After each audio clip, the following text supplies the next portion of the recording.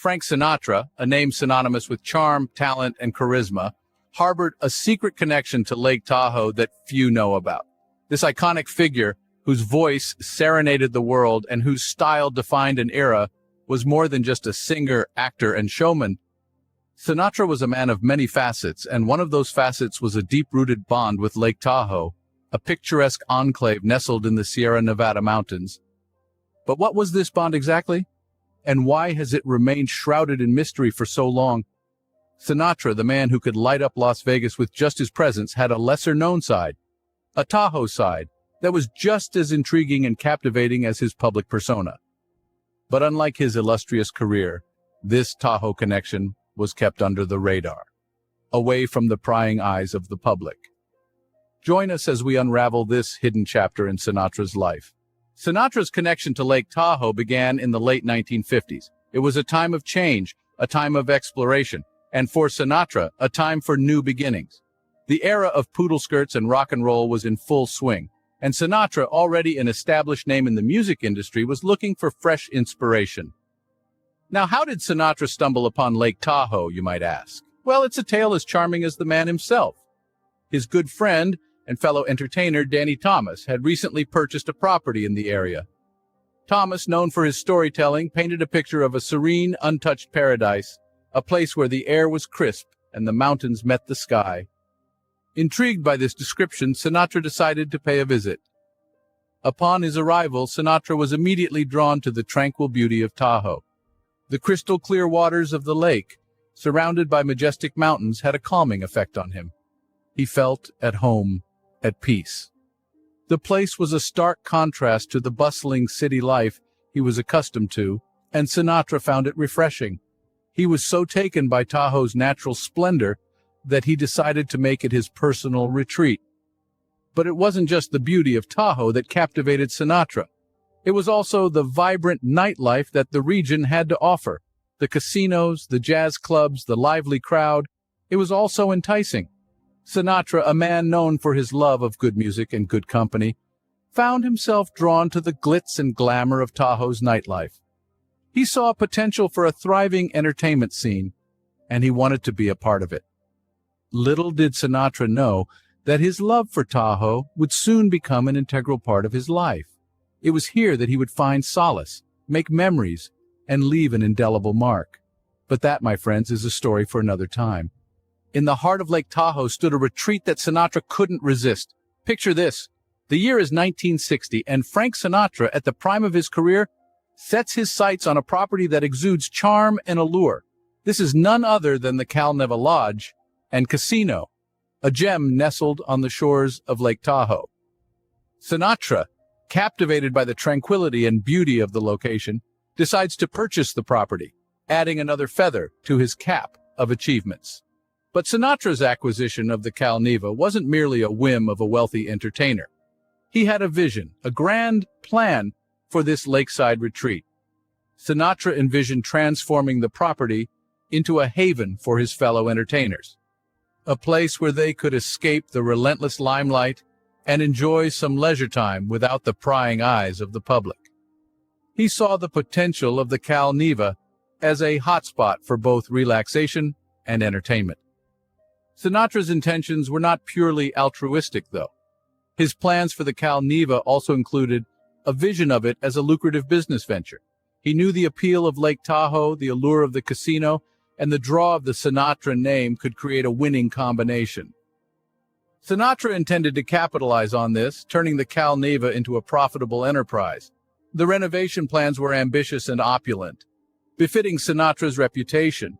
He sought to revamp the lodge and casino, infusing his own style into the property.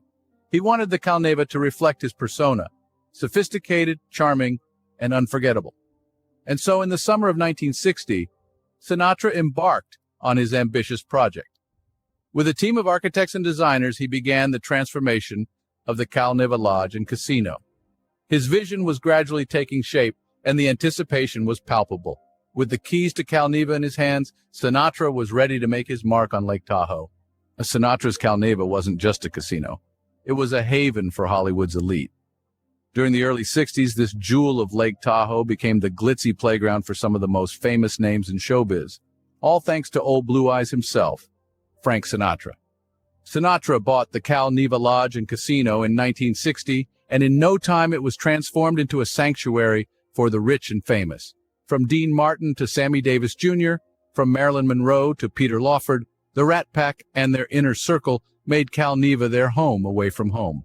This was an era when stars shone brighter, parties lasted longer, and the antics were more outrageous. The Cal Neva wasn't just about the parties, though. Sinatra's influence brought a level of prestige and glamour that the venue had never seen before. High-profile events were hosted regularly, drawing in celebrities, socialites, and power players from around the world. The air buzzed with the energy of 1,000 stories, each more incredible than the last. But it wasn't all glitz and glamour. Sinatra's presence at the Cal Neva was more than just a celebrity endorsement. He was the lifeblood of the place, the driving force behind its success. His larger-than-life personality permeated every inch of the property, from the casino floor to the private bungalows. Sinatra's touch was everywhere. The Cal Neva years were more than just a chapter in Sinatra's life. They were a testament to his influence and charisma.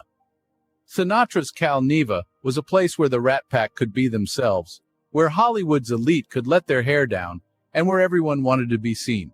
It was a time of glamour, excess, and unabashed fun. The Cal Neva years marked a vibrant and iconic era in Sinatra's Lake Tahoe saga. With the Rat Pack at its heart, the Cal Neva was more than just a casino.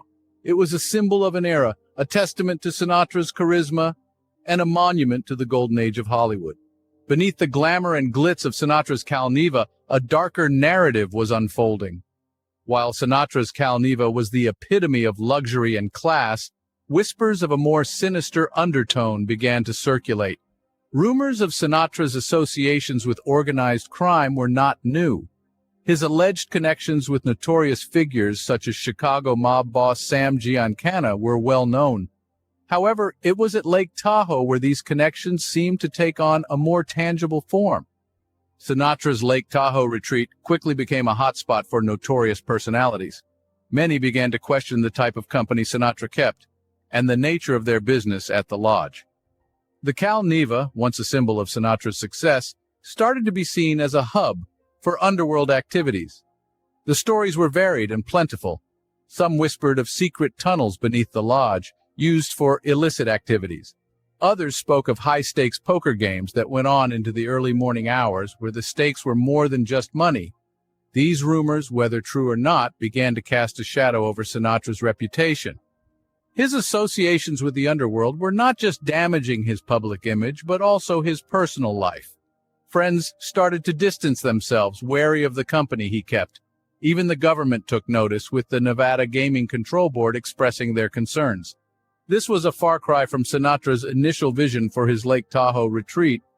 His dream of a sanctuary, a place of music and camaraderie, was being overshadowed by scandal and suspicion. He had hoped to create a haven away from the public eye, a place where the pressures of fame could be forgotten, but the very fame that he sought to escape was now threatening to engulf him. Sinatra's Tahoe dream was beginning to show cracks.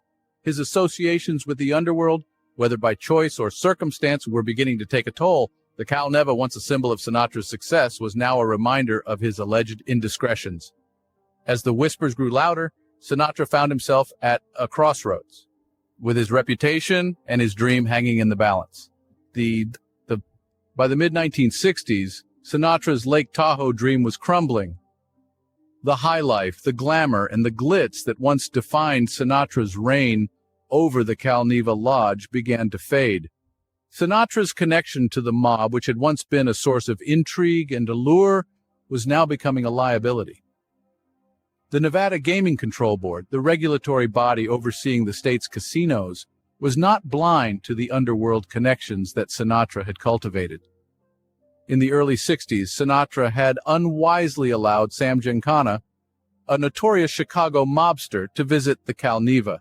This act was a clear violation of Nevada's strict gaming laws that prohibited known criminals from entering casinos. This indiscretion did not sit well with the gaming board. Sinatra's once cordial relationship with the regulatory body became strained. The board saw Sinatra's actions as a blatant disregard for their rules, and they could no longer turn a blind eye to his underworld associations. The board initiated proceedings to revoke Sinatra's gaming license, a move that would effectively end his ownership of the Cal Neva. Sinatra, always the fighter, decided to take on the board. He hired the best lawyers money could buy and fought tooth and nail to keep his beloved retreat, but the odds were stacked against him. The board was firm in its resolve, and Sinatra's underworld connections, once his secret weapon, had now become his Achilles heel. After a long and bitter battle, Sinatra was left with no choice but to sell the Cal Neva. It was a devastating blow to the man who had once been the king of Lake Tahoe. But Sinatra was no stranger to setbacks. He knew that the show must go on, even when the lights of the Cal Neva dimmed for him. Sinatra's Lake Tahoe connection was severed, but its legacy remains. The Cal Neva may have slipped from Sinatra's grasp, but the memories of his golden years at Lake Tahoe continue to echo in the minds of those who remember. Despite the controversies, Sinatra's connection to Lake Tahoe left a lasting mark. His presence, his charisma, and his iconic performances at the Cal Neva Lodge have become a part of the very fabric of this scenic region. Sinatra's time in Tahoe was not just about the music and the glitz, but it was about an era of glamour and grandeur that is still remembered and cherished today. Sinatra, along with his Rat Pack buddies, brought a level of sophistication to Tahoe that was previously unseen. The Cal Neva Lodge, under Sinatra's ownership, became a beacon of culture and high society entertainment. It was the place to be seen, the place to rub shoulders with the stars, and the place to be part of something special. But Sinatra's legacy in Tahoe is not just about the glitz and glamour. It's also about the mark he left on the local community. He was a friend to Tahoe, someone who appreciated its natural beauty and sought to preserve it. His influence can be seen even today, with the Cal Neva Lodge remaining a popular tourist destination, its history and connection to Sinatra a major draw. And then there's the impact on the world of entertainment. Sinatra's performances at the Cal Neva set a new standard for live entertainment in the region. He brought in big names, he drew in big crowds, and he set the stage for Tahoe to become a major player in the entertainment industry. The Cal Neva, Sinatra's Tahoe retreat, stands today as a testament to a time of glamour and excitement, a time when Sinatra and his Rat Pack ruled the roost. Even though the lodge has had its ups and downs, Sinatra's influence remains. Frank Sinatra and Lake Tahoe, a story of glamour, intrigue, and a legacy that endures. The echoes of Sinatra's voice can still be heard in the wind that sweeps across Lake Tahoe, a poignant reminder of a bygone era that continues to captivate the imagination. So there you have it, the untold story of Frank Sinatra's connection to Lake Tahoe. A tale of fame, fortune, and mystery, all set against the backdrop of one of America's most picturesque landscapes.